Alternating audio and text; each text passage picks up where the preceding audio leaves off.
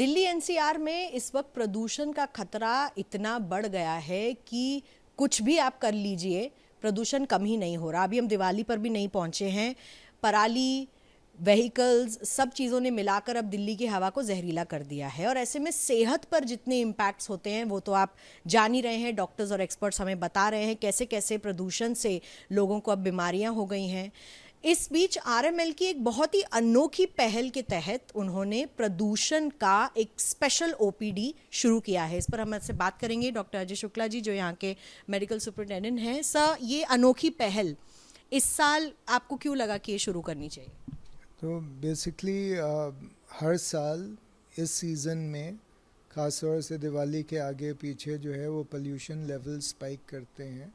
And हमने notice किया है कि जब भी ये पोल्यूशन लेवल्स बढ़ते हैं तो नंबर ऑफ़ पेशेंट्स जिनको की प्रॉब्लम्स होती हैं, रेस्पिरेटरी प्रॉब्लम्स वगैरह, उनके नंबर्स में बढ़ोतरी होती है। तो इस वजह से हमें लगा कि ये एक पोल्यूशन को फोकस करते हुए एक स्पेशलिटी क्लिनिक भी ज़रूरी है। बट क्योंकि ये जो पोल्यूशन के लेवल्स हैं ये केवल बॉडी के एक पार्ट को नहीं असर करते हैं, बॉडी के मल्टीपल पार्ट्स को, मल्टीपल ऑर्गन्स को अफेक्ट करते हैं।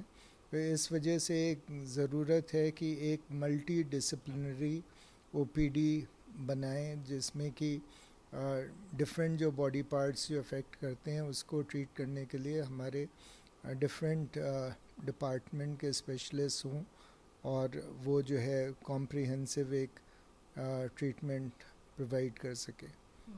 जी कौन से एक्सपर्ट्स इसमें बैठेंगे और ये ओपीडी कब चलेगा, कब तक फंक्शन करेगा? तो बेसिकली जो इसमें एक्सपर्ट्स होंगे तो एक तो मेन तो पल्मोनरी मेडिसिन और रेस्पिरेटरी मेडिसिन के डिपार्टमेंट के होंगे जो कि लंग्स और रिलेटेड प्रॉब्लम्स को डील करेंगे। साथ में ईएनटी डिपार्टमेंट के लोग होंगे जो एयर नोज़ थ्रोट की प्रॉब्लम्स को डील करेंगे। आई डिपार्टमेंट के डॉक्टर्स होंगे क्योंकि कई लोगों को आँखों में जलन और लाल पना और पानी निकलने लगता है इसे, तो इस टाइप की प्रॉब्लम्स होती हैं। लोगों को स्किन की प्रॉब्लम्स बढ़ जाती हैं तो डर्मेटोलॉजी डिपार्टमेंट से डॉक्टर्स होंगे।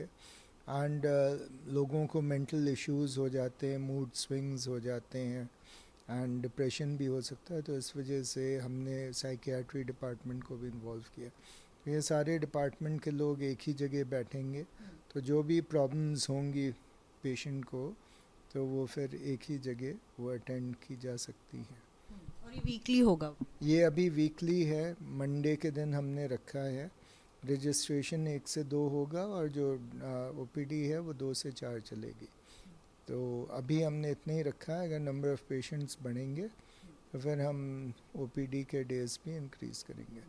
सर, आखिर में मैं यही पूछना चाहूँगी आपसे कि आप भी स्पोर्टिंग एंथुजियास्ट हैं, आप एक्सरसाइज करते हैं, साइकिलिंग करते हैं, क्या आप जा पा रहे हैं इस प्रदूषण में बाहर साइकिलिंग करने के लिए? बाहर जाना आजकल बिल्कुल एडवाइजेबल नहीं है क्योंकि बाहर का जो एनवायरनमेंट है उसको आप कंट्रोल नहीं कर सकते हैं। जो घर के अंदर का एनवायरनमेंट है वो काफ़ी हद तक कंट्रोल हो सकता है। जो लोगों के पास अफोर्डेबिलिटी है वो एयर प्योरीफायर लगा सकते हैं, नहीं तो खिड़की दरवाज़े तो सब लोग बंद कर सकते हैं। तो काफ़ी फ़र्क पड़ जाता है इंडोर एनवायरनमेंट का।